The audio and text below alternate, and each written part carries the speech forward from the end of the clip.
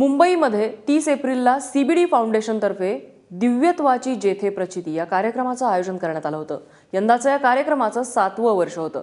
या कार्यक्रमाचं वैशिष्ट्य म्हणजे समाजात असामान्य कामगिरी केलेल्या दिव्यांगांचा गौरव या कार्यक्रमादरम्यान होतो।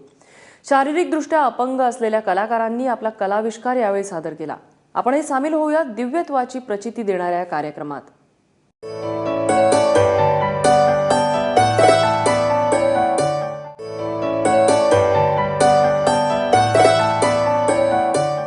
रसिका हो, सीबीडी फाउंडेशन दरवर्षी एक आगळा वेगळा कार्यक्रम सादर करीत असतं।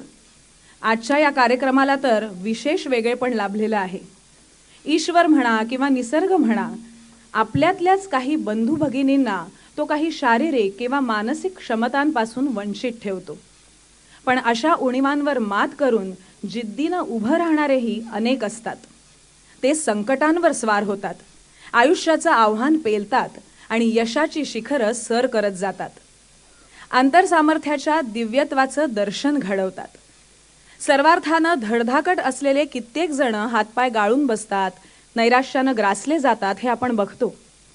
या पार्श्वभूमीवर आपल्या जगण्यातून जिद्दीचा मार्ग दाखवणारं दिव्यांगांचं हे दिव्यत्व, या दिव्यत्वाला केलेला हा आहे मानाचा मुजरा। सीबीडी फाउंडेशन सादर करीत आहे दिव्यत्वाची येथे प्रचिती। माध्यम सहभाग एबीपी माझा, संकल्पना दिलीप चावरे, प्रदीप भिडे आणि राजीव दोंदे, संहिता आणि गीते विजय कुवळेकर, संगीत संयोजन कौशल इनामदार, सूत्रसंचालन मधुरा वेलणकर साटम आणि प्रदीप भिडे, गायक रुचा सोमण, धनंजय म्हस्कर, वादक कलाकार अमित पाध्ये, राजेश चक्रदेव। आजच्या कार्यक्रमासाठी कौशल इनामदार यांनी खास संगीतबद्ध केलेलं शीर्षक गीत आता सादर करीत आहोत।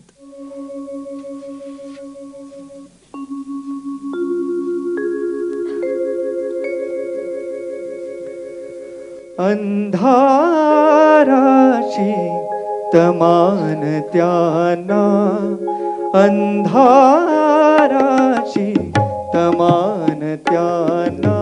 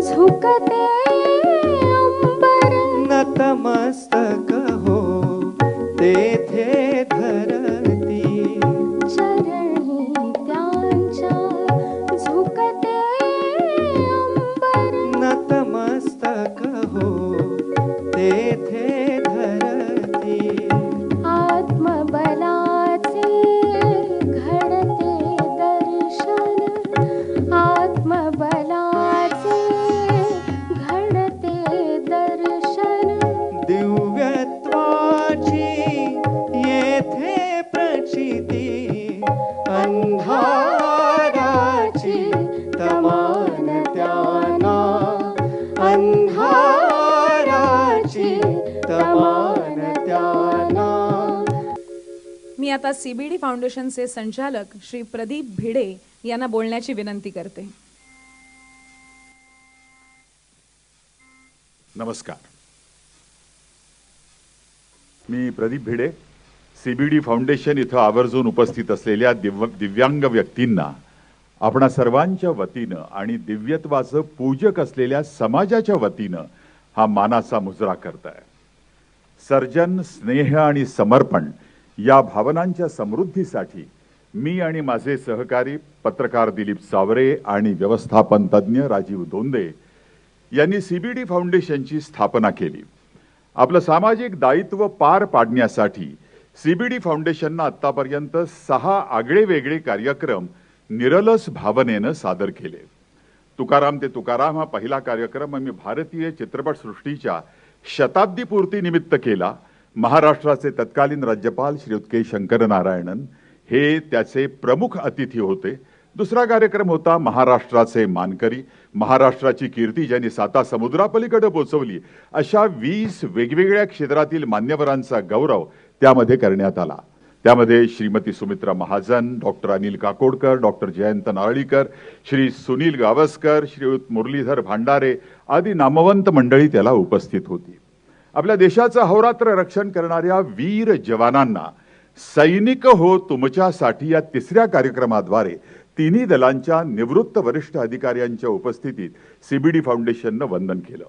4था कार्यक्रम होता सलाम पोलीस. आपलं जीवन सुरक्षित राखणाऱ्या पोलीस दलाला सलाम करणारा असा हा कार्यक्रम होता. आनंद यात्रा हा सीबीडी फाउंडेशनचा 5वा कार्यक्रम. सन्माननीय वक्ते होते मुख्यमंत्री देवेंद्र फडणवीस आणि माजी केंद्रीय गृहमंत्री सुशील कुमार शिंदे. माजी पंतप्रधान अटल बिहारी वाजपेयी यांना भारतरत्न हा बहुमान भारत सरकारनं दिला, त्याबद्दलचा आदर आणि आनंद सीबीडी फाउंडेशननं अटल रत्न या कार्यक्रमातून व्यक्त केला. केंद्रीय मंत्री नितीन गडकरी आणि डॉक्टर अनिल काकोडकर यांच्या उपस्थितीनं या कार्यक्रमाला विशेष मोल लाभलं. आणि आता हा 7वा कार्यक्रम दिव्यत्वाची येथे प्रचिती. दिव्यांग आणि त्यांच्यासाठी निरपेक्ष भावनेनं त्यांना सक्षम करण्यासाठी झटणाऱ्या समाजसेवी व्यक्ती, संस्था यांचा गौरव करणं हा त्याचा उद्देश आहे. दिव्यांगांसाठी केंद्र सरकारनं विविध सुविधा आणि आरक्षण यांची समग्र तरतूद करणारा शारीरिक विकलांगता अधिकार कानून 2016 हा कायदा 20 एप्रिल 2017 पासून अंमलात आणलाय. आणि हे आपल्या निदर्शनाला आणून देताना आज मला विशेष समाधान वाटतंय की या दिव्यांग व्यक्तींमधील विलक्षण सामर्थ्य पाहताना आपण निश्चितच भारावून जाल. त्या दिव्यांग व्यक्तींसाठी जरा जोरदार एकदा टाळ्यांचा कडकडाट. सामर्थ्य मनाचे मोठे तिमिरात निरंजन होऊ, अशा दुर्दम्य जिद्दीची ही माणसं. अपंग ते दिव्यांग या त्यांच्याबद्दलच्या संबोधनातला प्रवास हा केवळ शब्दांचा बदल नाही, तर त्यांच्याबद्दलच्या दृष्टिकोनातला सकारात्मक बदल आहे. समाजाला वेगळ्या दृष्टीची, संवेदनेची जाणीव देणारा आहे. अशी दिव्यत्वाची प्रचिती देणाऱ्या असंख्य व्यक्ती आहेत. त्यांच्यासाठी झटणाऱ्या कितीतरी संस्था, संघटना आहेत. त्यातली अनेक उदाहरणं खूप गाजलेलीही आहेत. इथे आम्ही घडवतो आहोत ते त्यांचं प्रातिनिधिक दर्शन. सर्व देवांना केलेला नमस्कार हा शेवटी केशवालाच पोहोचतो, असं एक संस्कृत सुभाषित आहे. तसंच या प्रातिनिधिक व्यक्तींना, संस्था, संघटनांना केलेला हा प्रणाम सर्वांमधल्या त्या दिव्यत्वालाच आहे. ही आहे त्याची झलक. हा आहे नदीम रियासत अली शेख. 21-22 वर्षांचा हा तरुण. लहानपणापासून त्याला हात नाहीत. नसलेल्या हातांसाठी अश्रू ढाळत बसण्यापेक्षा त्यानं असलेल्या पायांमध्येच वेगळं चैतन्य जागवलं. पोहणं, फुटबॉल, क्रिकेट हे तर त्याने आत्मसात केलंच, पण पायानंच चित्रही काढायला सुरुवात केली. 12वी उत्तीर्ण झालेला नदीम जिद्दीनं आपल्या आयुष्याचं चित्र रंगवू पाहतोय.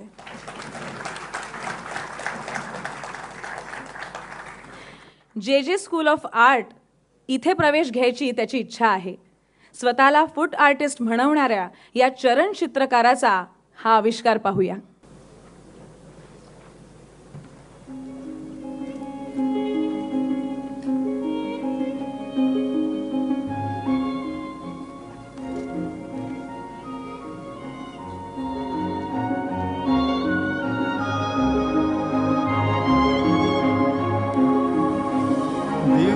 दिव्यत्वाची येथे प्रचिती.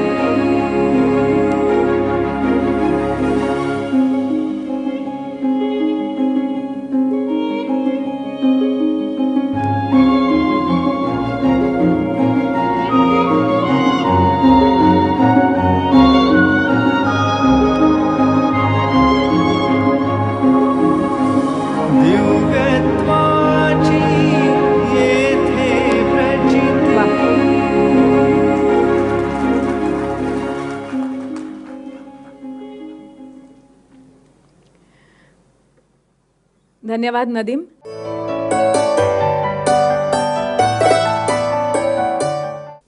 सुपर्णा शहा जोशी यांच्यासारखं कोणी व्हीलचेअरलाच पाय बनवून व्यवसाय करतं, तर छोटू कुमार झा याच्यासारखा एखादा तरुण पायाच्या विकलांगतेला नृत्याची लय आणि ताल देतो. अवघा 1 वर्षाचा असताना छोटू कुमारला पोलिओनं ग्रासलं. सुरक्षा रक्षकाचा हा मुलगा. वयाच्या 12व्या वर्षी त्यानं नृत्य शिकायला सुरुवात केली. शामक दावर यांच्या संस्थेत त्यानं नृत्याचं शिक्षण घेतलं. त्याच संस्थेत काही काळ नृत्य शिक्षक म्हणून काम केलं. SY BComच्या वर्गात शिकणाऱ्या या तरुणाचं स्वप्न आहे व्यावसायिक नृत्य दिग्दर्शक व्हायचं. त्याचा हा आविष्कार. छोटू कुमार झा यांना मी रंगमंचावर बोलवते आणि आपलं नृत्य सादर करण्याची विनंती मी करते.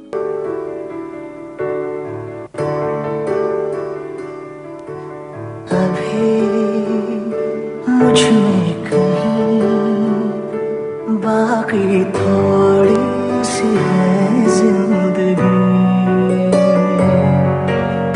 जगी धड़कन नहीं, जाना जिंदा हूँ मैं तो अभी.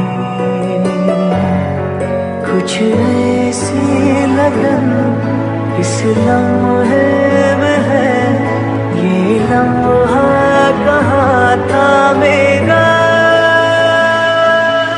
अब है सामने, इसे छू लो जरा, मर जाओ या जी लो जरा.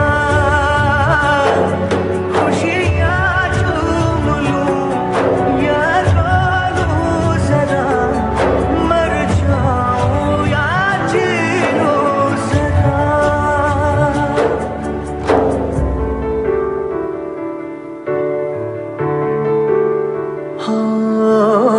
अभी मुझ में कहीं बाकी थोड़ी सी है जिंदगी.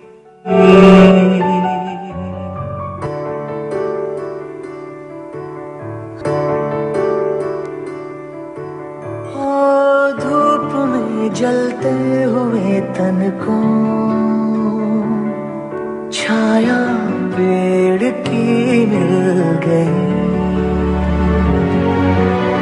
रूठे बच्चे की हंसी जैसे फुसलाने से फिर खिल गई. कुछ ऐसा ही अब महसूस दिल को हो रहा है, बरसों के पुराने जख्म पे मरहम लगा सा है. कुछ ऐसा है इस लम्हे में है, ये लम्हा कहाँ था मेरा. अब है सामने, इसे छू लो जरा, मर जाओ या जी लो जरा. खुशियाँ झूम लूं या रो लूं जरा, मर जाओ या जी लो जरा.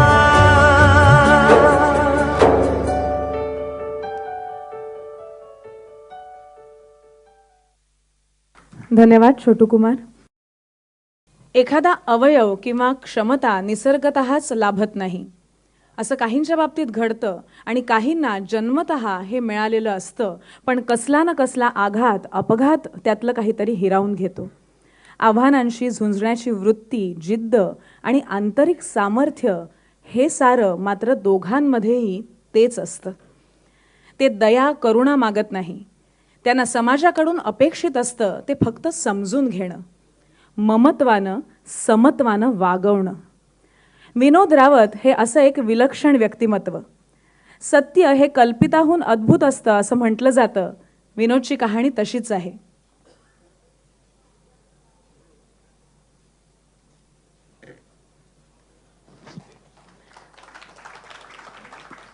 सहा वर्षांचं वय असताना विनोदच्या अंगावरून ट्रक गेला. केवळ 25,000 रुपये खर्च करण्याची वडिलांची ऐपत नव्हती म्हणून पाय वाचवता आला नाही.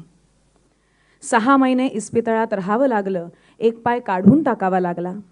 इतरांना तर सोडाच, पण आई वडिलांनाही मुलगा नकोसा वाटावा अशी परिस्थिती आली. माझ्या अंगी इतरही क्षमता आहेत असं माझं मन मला सांगत होतं, पण ऐकायला कोणीच तयार नव्हतं. ही त्याची व्यथा. त्यातूनच 16-17 वर्षांच्या वयात मनानं एक वेगळीच वाट शोधली. लोकांना आपली भीती वाटली पाहिजे, दरारा वाटला पाहिजे असं त्याच्या मनानं घेतलं आणि तो गुंडांच्या टोळीत सामील झाला, भाई झाला. पोलिसांचा ससेमिरा मागे लागला, पण आघात करणारी नियतीच नवं वळण घेऊन एका देवदूताच्या रूपानं भेटली. हा मार्ग योग्य नाही, केवळ पैसा महत्त्वाचा नाही, प्रेमाची ऊब आणि दुःखितांसाठी वेळ देण्यात खरा अर्थ आहे हे त्यानं मनावर बिंबवलं. आयुष्य बदलायला लागलं आणि वयाच्या 27व्या वर्षी जयपूर फूट विनामूल्य मिळाला. कुबड्या सुटल्या. खेळामध्ये लहानपणापासूनच रुची होती. आता त्यात प्रगती व्हायला लागली. दरम्यान प्रेयसी आयुष्यात आली, लग्न झालं, 2 मुलं झाली. 2004 साली मुंबई मॅरेथॉनमध्ये विनोदनं भाग घेतला. हिमालयातलं 20,000 फूट उंचीचं शिखर त्याने सर केलं. त्यानंतर कळसुबाई शिखर गाठलं. सायकलिंगची होड होती, पण कुठला क्लब घेईना.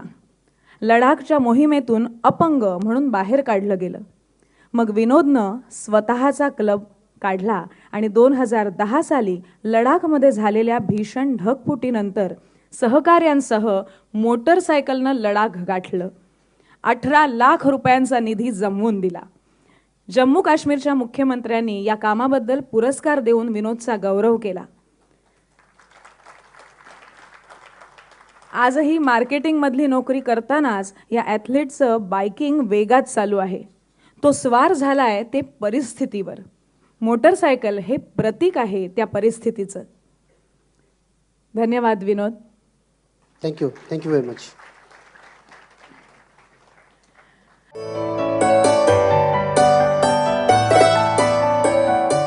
अशा व्यक्तींप्रमाणेच लोकविश्वास प्रतिष्ठानसारख्या अनेक संस्थाही विविध प्रकारच्या दिव्यांगांसाठी काम करतात. अशीच एक संस्था आहे डोंबिवलीमधली भरारी अस्थिव्यंग विकलांग संस्था.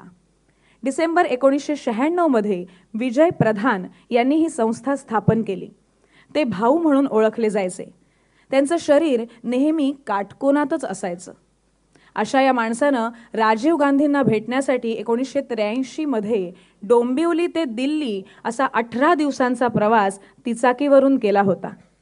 आज भाऊ नाहीत, पण स्थापनेपासून संस्थेचं काम करणारे विनायक शरद मालवणकर हे आज संस्थेचे अध्यक्ष आहेत. अवघं 1 वर्षाचं वय असताना त्यांना पोलिओ झाला. 6व्या वर्षी पितृछत्र हरपलं आणि रस्त्यावर फुलं विकण्यापासून अनेक कामं करत ते पदवीधर झाले. नंतर दोन्ही पायांना गंभीर इजा होऊनही नोकरी करत राहिले आणि LLB झाले. त्यातच गाणंही जोपासलं. केवळ स्वतःपुरता विचार करून ते थांबले नाहीत, तर दिव्यांगांसाठी भरारीमार्फत पुनर्वसन, विद्यार्थी आणि पालकांना शैक्षणिक मदत असे अनेक प्रकल्प आज ते राबवत आहेत. भरारीच्या सहसचिव आहेत मनीषा मंदार दीक्षित. त्याही जन्मतः पायांनी दुर्बल असलेल्या, संसार सांभाळून आज त्या अनेकांना आधार देत आहेत.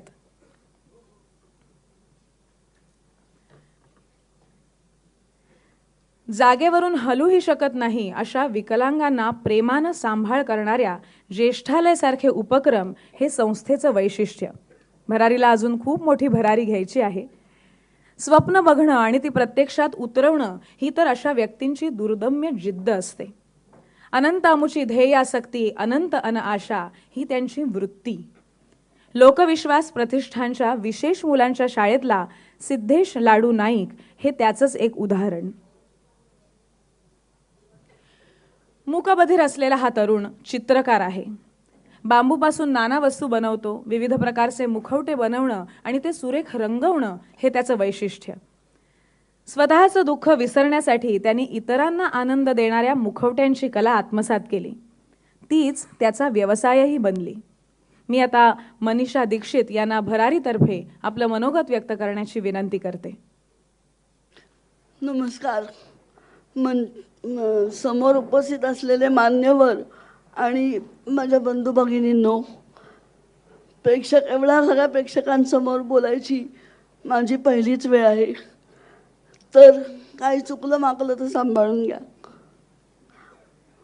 जन्मतः अपंगत्व असल्याने शाळेतही कुठल्या कार्यक्रमात माझा सहभाग नसायचा, त्यामुळे असं जाहीर कौतुक फक्त भरारीकडून माझं झालं आहे आत्तापर्यंत. जन्मतः आम्ही दिव्यांग असले तरी माझ्या आईवडिलांनी त्याची कधी लाज वाटून घेतली नाही आणि मलाही त्याची कधी लाज वाटून दिली नाही. त्यांनी मला मानसिकदृष्ट्या खूप खंबीर बनवलं. लग्नानंतर माझ्या मिस्टरांनी आणि सासू सासऱ्यांनी खूप सांभाळून घेत सपोर्ट केला. दुर्दैवाने माझ्या सासूबाईंना जाऊन आजच 4 महिने होत आहेत. आज त्या असत्या तर त्यांना खूपच आनंद झाला असता. त्यांच्याकडून आयुष्याचा सकारात्मक विचार करायला मी शिकले. आज यशस्वीरित्या संसार करत भरारीचं थोडंफार काम करते आहे. भरारीचा उल्लेख केल्यावर काही गोष्टींचा उल्लेख केल्यावाचून मला राहवत नाही. ते म्हणजे मगाशी भरारीच्या माहितीमध्ये आलेलं आमचं भाऊंचं नाव. त्यांच्या पश्चात भरारीचा आधार असलेल्या डॉक्टर अंजली आपटे मॅडम, आमच्या खऱ्या अर्थाने आधार असलेले, पदोपदी आमच्यासाठी गरज असेल त्यानुसार आमच्यातली कमतरता स्वतःच्या असण्याने भरून काढणारे आमचे सगळे कार्यकर्ते. आमच्या संस्थेचा एक उपक्रम आहे अपंगालय, जिथे बेडरिडन माणसांचा सांभाळ प्रेमाने, मायेने, आदराने केला जातो शेवटच्या श्वासापर्यंत. तिथे काम करणाऱ्या सेवक वर्गाची सुद्धा मी ऋणी आहे. आजचा हा सोहळा खूप छान चाललाय. CBD फाउंडेशनने आमच्या संस्थेचा या ठिकाणी जो सत्कार करतायत त्याबद्दल मी त्यांची शतशः आभारी आहे. कारण आपण करत असलेल्या कामाचं कोणीतरी कौतुक केलं की काम करायला नवीन हुरूप येतो. जाता जाता इथे उपस्थित सर्वांना आमच्या भरारी परिवारात आग्रहाचं निमंत्रण देते. एकच सांगते, भरारीविषयी काही माहिती हवी असेल तर प्रेक्षकांमध्ये डॉक्टर अंजली आपटे बसलेले आहेत, त्यांच्याशी संपर्क करू शकता. जरूर संपर्क करा, संस्थेला जरूर भेट द्या, आमच्या परिवारात सामील व्हा.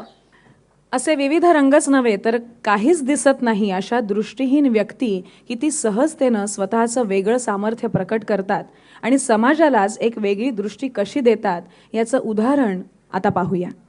22 ते 24 वर्ष वयोगटातले हे तरुण खरोखरच ही अनमोल रत्न आहेत. अशा 15 तरुण तरुणींचं हे अनमोल रत्न पथक गेल्या 4 वर्षांपासून काम करतंय. त्यातलीच ही 8 रत्न आता आपल्या डोळ्यांचं पारणं फेडणारा मल्लखांब ही कसरत सादर करणार आहेत.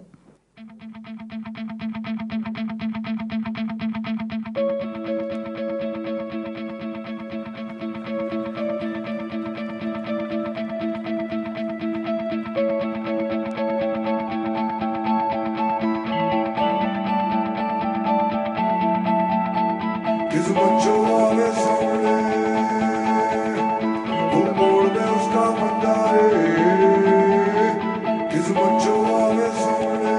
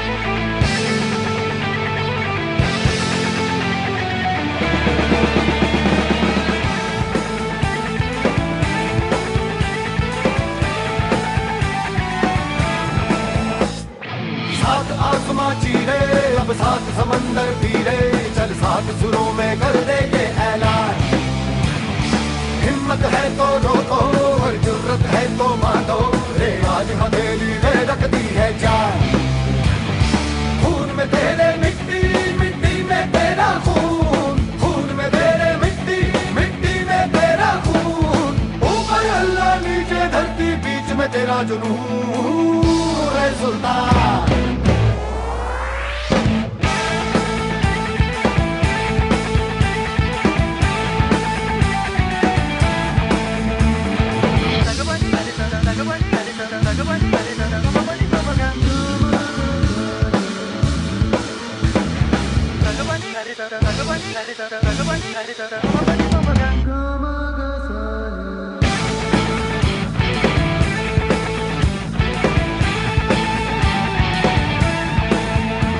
सीने में तेरे आग पानी आंधी है, मेहनत की डोरी हौसलों से बांधी है।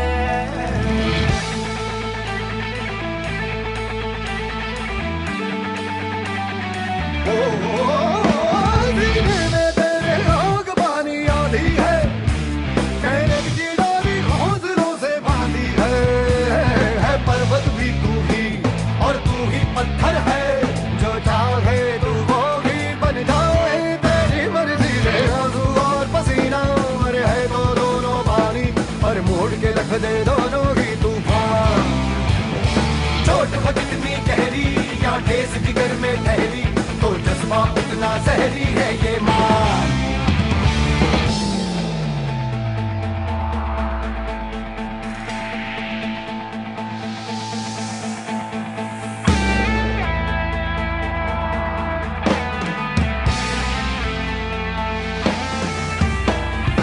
पूरी सुकूनियत से जुनून भी तुझको पता है, तुझ में छुपा है, तू उसको ले पहचान।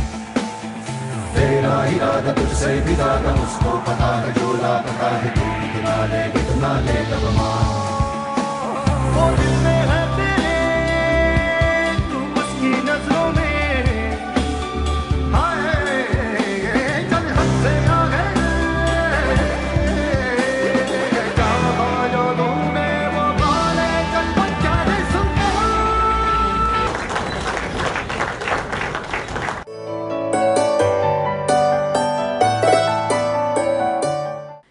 रसिक हो, दिव्यांगांच्या अंगी वसणाऱ्या विविध क्षमतांची झलक आपण आत्तापर्यंत पाहिलीत. ही नुसती वानगी आहे. परिस्थितीशी झुंजणारे देशभरात असे शेकडो लोक आहेत. सर्व वयोगटातले, सर्व स्तरांमधले, स्त्रिया, पुरुष, मुलं, त्या सगळ्यांचे हे प्रतिनिधी. त्यांच्या दिव्यत्वाची आपणा सर्वांना, समाजाला जाणीव व्हावी, केवळ यासाठीच CBD फाउंडेशनची ही सगळी धडपड. या धडपडीला पाठबळ देण्यासाठी आवर्जून आलेले आपले सन्माननीय अतिथी, उत्तर प्रदेशचे माननीय राज्यपाल आदरणीय श्री रामभाऊ नाईक, खासदार डॉक्टर किरीट सोमय्या आणि सारस्वत बँकेचे अध्यक्ष श्री गौतम ठाकूर यांना व्यासपीठावर घेऊन यावं अशी मी CBD फाउंडेशनच्या संचालकांना विनंती करते. आपणा सर्वांच्या वतीनं त्यांचं स्वागत करावं अशी मी CBD फाउंडेशनच्या सदस्यांना विनंती करते. सर्वप्रथम सौ कुमुद चावरे या श्री रामभाऊ नाईक यांना तुळस देऊन स्वागत करतील. दिव्यत्वाची येथे प्रचिती,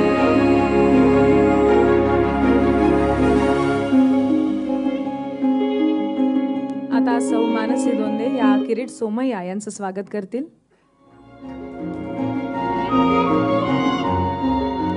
आणि आता सौ सुजाता भिडे या श्री गौतम ठाकूर यांचं स्वागत करतील.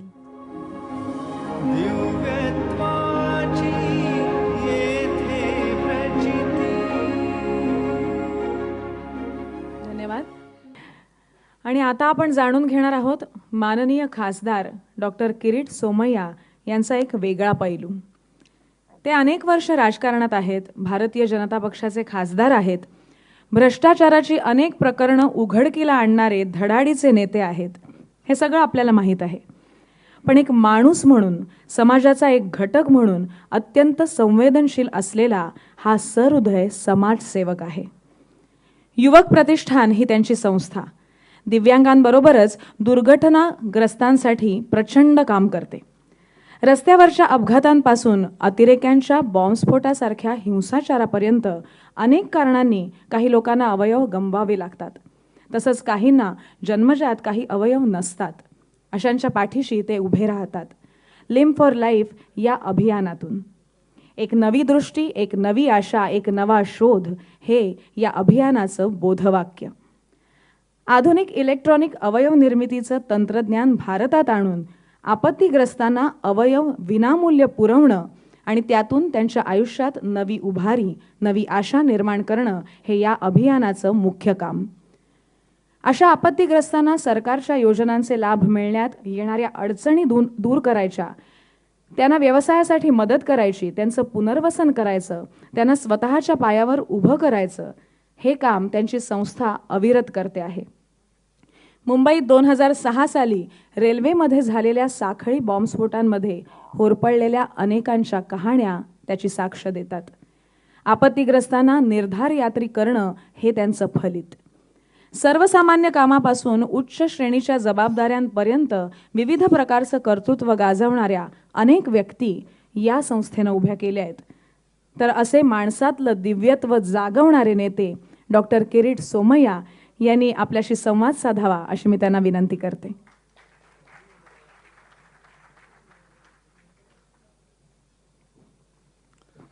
मित्रांनो, हा जो कार्यक्रम आहे ना, हा कार्यक्रम नाही आहे. मी प्रदीप भिडे म्हणाले कार्यक्रम, मी म्हणालो याला काव्य कार्यक्रम नाही म्हणत.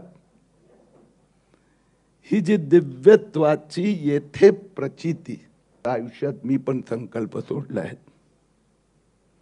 आता 1000 लोकांना आधुनिक अवयव देऊन त्यांचं हरवलेलं हास्य परत देणं हा माझा संकल्प आहे.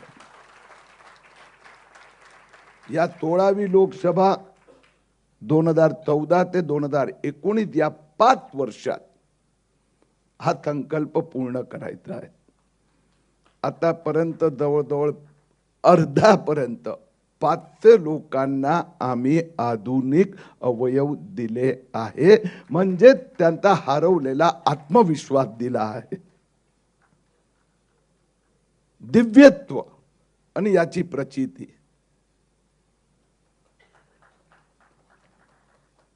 आता एकेकाचं जीवन, काही वेळी मी अनेक वेळा म्हणतो की ही प्रेरणा जी आहे ना,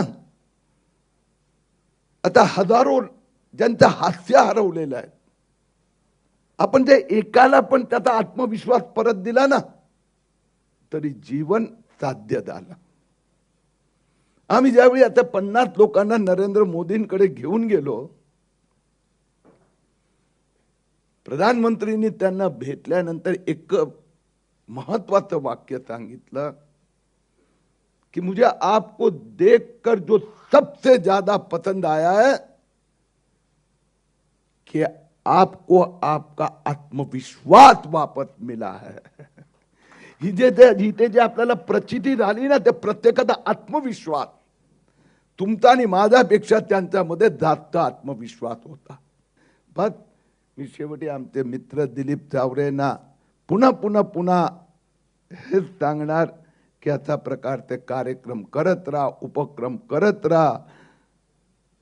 मिलिंद आमचे 2 तर असेलच तुझ्या बरोबर, पण असे वर्षानुवर्ष, पुढील 5 वर्ष, 10 वर्ष, 25 वर्ष कुठे गेले प्रदीप भिडे, आपण पण बरोबरच राहायचे आहे. एवढीच शुभेच्छा देतो. धन्यवाद. धन्यवाद किरीटजी. श्री रामभाऊ नाईक हे महाराष्ट्राचे सुपुत्र आहेत. प्रदीर्घ काळ भारतीय जनता पक्षाचे अत्यंत अभ्यासू आमदार, खासदार, केंद्रीय मंत्री अशी पदं भूषवलेले रामभाऊ सध्या उत्तर प्रदेशचे राज्यपाल आहेत.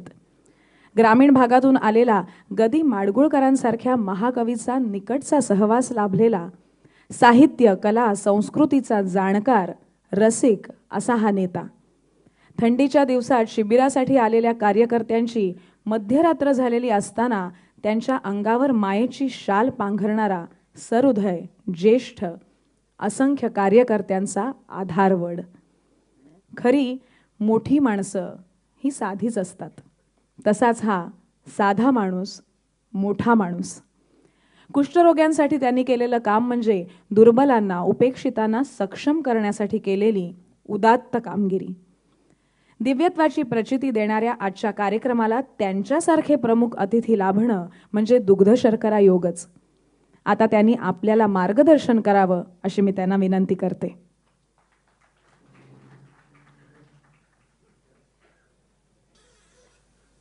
दिव्यत्वाची जेथे प्रती कार्यक्रमाचे सन्माननीय अतिथी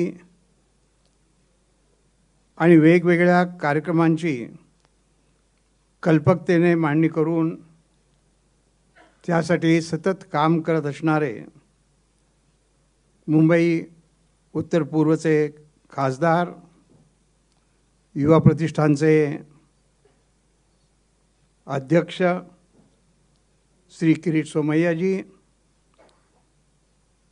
या कार्यक्रमाचे विशिष्ट अतिथी आणि माझे मित्र स्वर्गीय केशवनाथ एकनाथ ठाकूरांचे पुत्र, सारस्वत बँकेचे अध्यक्ष श्री गौतम ठाकूरजी, CBD फाउंडेशनचे संस्थापक ज्येष्ठ पत्रकार दिलीप चावरे, सुप्रसिद्ध निवेदक प्रदीप भिडे, व्यवस्थापन तज्ञ राजीव दोंदे असे सर्व सत्कारमूर्ती, कार्यक्रमाचे प्रायोजक, दिव्यांगांचे विशेष कार्यक्रम प्रस्तुत करणारे सर्व मान्यवर, पत्रकार मित्र आणि बंधू भगिनींनो, शब्द थिटे पडतात असा हा आजचा कार्यक्रम आपण सर्वांनी पाहिला आहे आणि त्यामुळं बोलायचं कसं आणि बोलायचं काय असं खरंच मनामध्ये प्रश्न निर्माण झालेला आहे. दिव्यत्वाची जेथ प्रचिती ही कविता आपल्यापैकी जुन्या अनेकांना माहिती असेल की बाबा बोरकरांनी ही कविता केली होती आणि त्यात दिव्यत्वाची जेथ प्रचिती तेथे कर माझे जुळती, आणि मग फार अत्यंत उदात्तपणाने त्यांनी वेगवेगळ्या उदाहरण देऊन ती कविता सादर केली होती. मला असं वाटतं की जर बाबा बोरकर आज इथं आले असते यावेळेला तर कदाचित त्यापेक्षाही आणखीन उच्च अशा प्रकारची कविता या ठिकाणी निर्माण झाली असती. हे सगळं पाहिल्यानंतर त्यांना सुचलं असतं आणि त्यांच्यासारखे शब्द माझ्याकडे नक्कीच नाही आहेत. पण ज्या पद्धतीचा कार्यक्रम आपण पाहिला त्याबद्दल एवढंच म्हणावं लागतं की योजकच तत्र दुर्लभा असं आपण म्हणतो आणि त्यामुळं योजक कसे असावेत आणि ते किती दुर्लभ आहेत आणि त्यांनी किती चांगलं आयोजन केलं आहे, त्या दिलीप चावरे, प्रदीप भिडे आणि राजीव दोंदे यांना मी मनापासून धन्यवाद देतो आणि त्यांचं अभिनंदनही करतो.